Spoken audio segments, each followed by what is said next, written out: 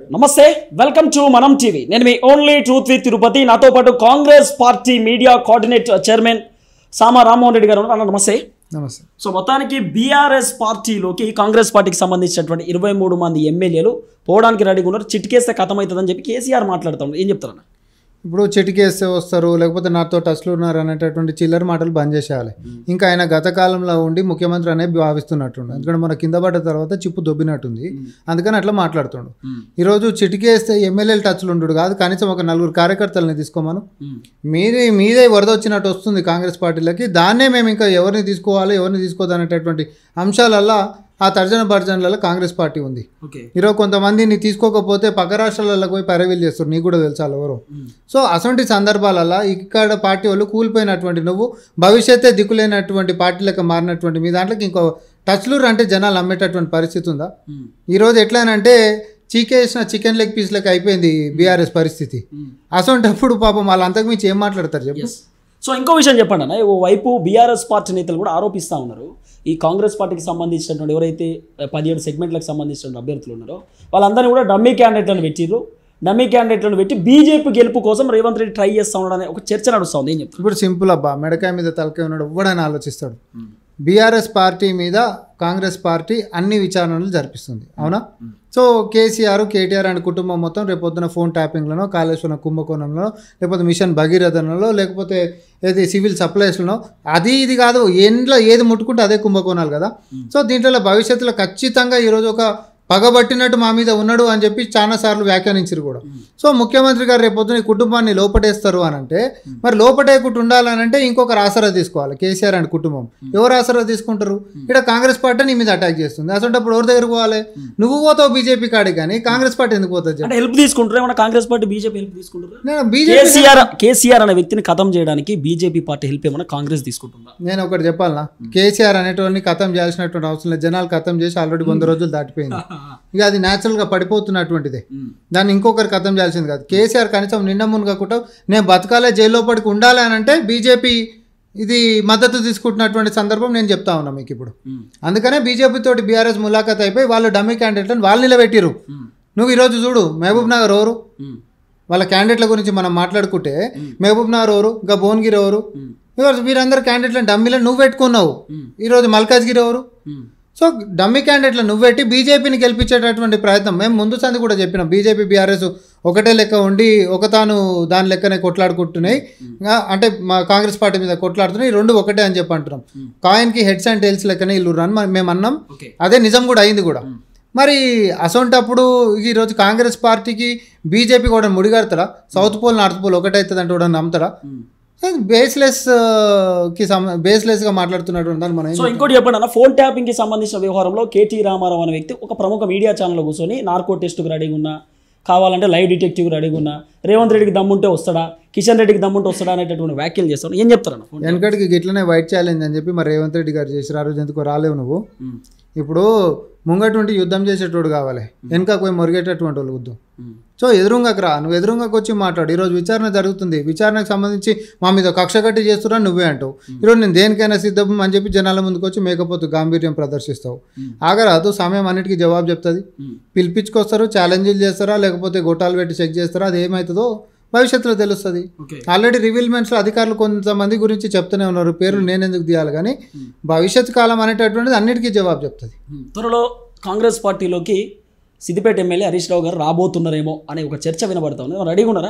సాంప్రదాయం ఒకటి ఇప్పుడు ప్రజలలో ఎవరు ఎట్లన్నా అనుకోవచ్చు, హరీష్ రావు గారు మాతో టచ్లురా, లేకపోతే బీజేపీతో టచ్లురా, లేకపోతే కేసీఆర్ గారు బీజేపీ తోటి రేపొద్దున కలిసిపోతున్నారు అంటే ఒక సందర్భం అయితే నేను గుర్తు చేస్తాను.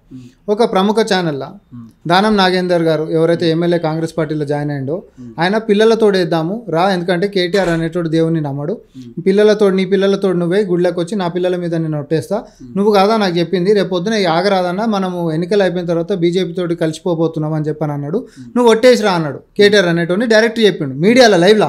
మరి దానికి ఎందుకో రాలేడు. నార్కో టెస్టుల సంగతి తర్వాత పిల్లల మీద ఒట్టేదు రా అని చెప్పి ఆయన పిలిచిండు. బీజేపీ తోటి కలిసిపోతలేను నేను అసలు అనలేదని ఎందుకు వస్తలేడు?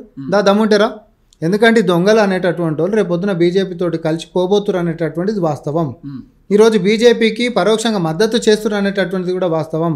కానీ ఈ రెండు పార్టీలు ఒకటైతే ఈరోజు సంక్షేమం పేరు మీద ఎవరైతే తెలంగాణ ఆకాంక్షల గురించి కొట్లాడుకున్నామో 10 ఏళ్ల సంది మోసపోయినాం.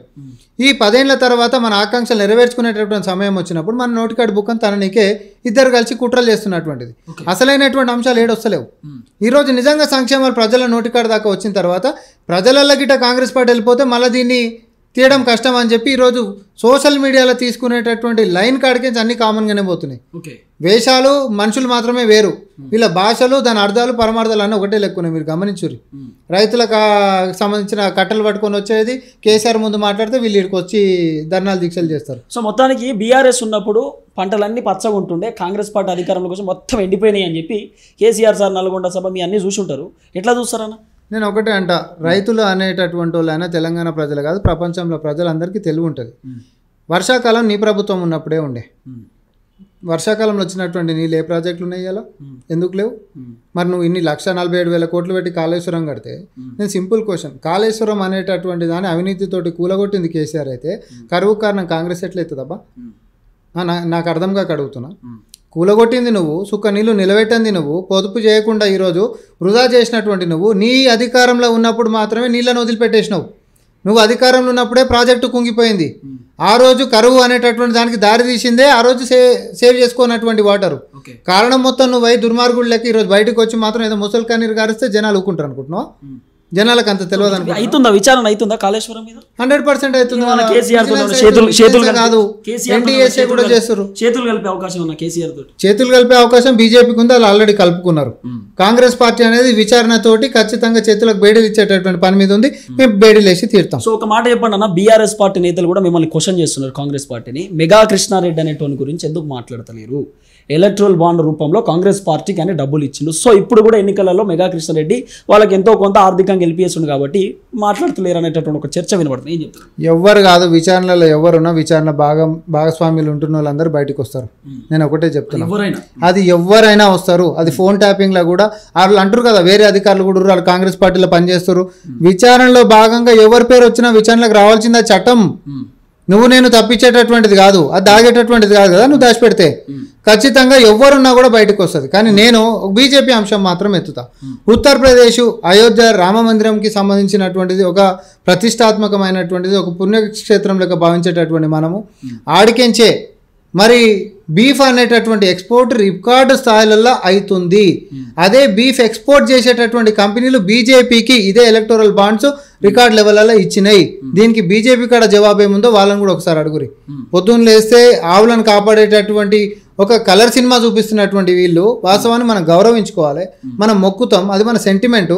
అట్లాంటిది ఒక బీఫ్ ఎక్స్పోర్ట్ చేసేటటువంటి కంపెనీ నుంచి బీజేపీ అసలు ఎలక్టోరల్ బాండ్స్ పైసలు ఎట్లా తీసుకుంటుంది? అది బీజేపీ జవాబు చెప్పి రావాలి మైదానంలోకి.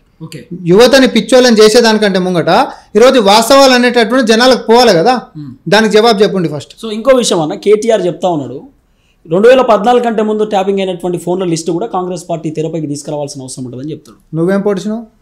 అధికారంలో ఉన్నది నువ్వు కదా. ఎందుకంటే అప్పుడు మేము చేయలేదు కాబట్టి నువ్వు అధికారంలోకి వచ్చినాక కూడా ఏ దాని మీద విచారణ జరగలేదు. కానీ మీ బతుకులకు ఎవరిని వదిలిపెట్టకుండా అందరినీ చేశారు కాబట్టి మేము ఈరోజు విచారణ చేస్తున్నాం. మీరు కూడా చేస్తున్నట్టు కదా, బట్టి ఫోన్ ట్యాప్ చేస్తలేడా, లేకపోతే కోమటిరెడ్డి ఫోన్ కూడా ట్యాప్ చేస్తుండ్రు రేవంత్ రెడ్డి అనే ఆరోపణలు చేస్తూ ఉన్నాడు. ఇప్పుడు పచ్చకామర్లోనికి లోకం అంతా పచ్చనే కనిపిస్తుంది. ట్యాపింగ్ చేసేటటువంటి వేరే పార్టీలలో కూడా ట్యాపింగే జరుగుతుందని చెప్పి అనిపిస్తూ ఉంటుంది. సో కేసీఆర్ కేటీఆర్ అనే కుటుంబానికి మొత్తం అదొక ఆలోచనలు అన్నిలోనే బతికిరు 10 ఏళ్ళు కాబట్టి అవే ఆలోచనలు కాంగ్రెస్లో కూడా ఉంటున్నాయేమో అని అనుకుంటారు. మాకు అట్లాంటి కర్మ లేదు, మా నాయకుల మీద మాకు అట్లాంటి అనుమానాలు లేవు. పారదర్శకంగా ప్రతి ఒక్కరి స్వేచ్ఛ స్వాతంత్రాలను గౌరవించుకుంటూ కాంగ్రెస్ పార్టీ ప్రజా పరిపాలన ముందుకు తీసుకొని పోతా ఉంది.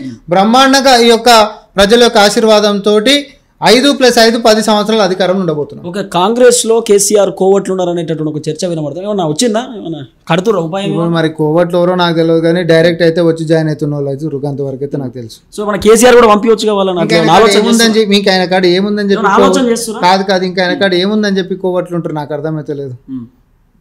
అంతే కదా, దుఃఖమే బంద్ అయిపోయేటటువంటి పరిస్థితుల్లో ఉన్నారు. రేవంత్ రెడ్డి గారు ఒక వ్యాఖ్య 2 BHK అంటే ఏందన్న 2 BHK అంటే ఆయన అన్నాడు కదా, వెనకటికి 2 BHK అంటే అల్లుడు వస్తే ఏడ వండుకోవాలి, లేకపోతే మనమరాళ్ళు వస్తే ఏడ వండుకోవాలి, జాగా ఉండాలి అని చెప్పి మాట్లాడినటువంటి కేసీఆర్కి వీళ్ళు చేసినటువంటి కుంభకోణాలల్లో మరి రేపొద్దున చెంచల్గూడనే 2 BHK కట్టిస్తే కుటుంబం అంతా ఒకటే కాడ ఉందుర్తి అని చెప్పే సందర్భాలలో అన్నాడు.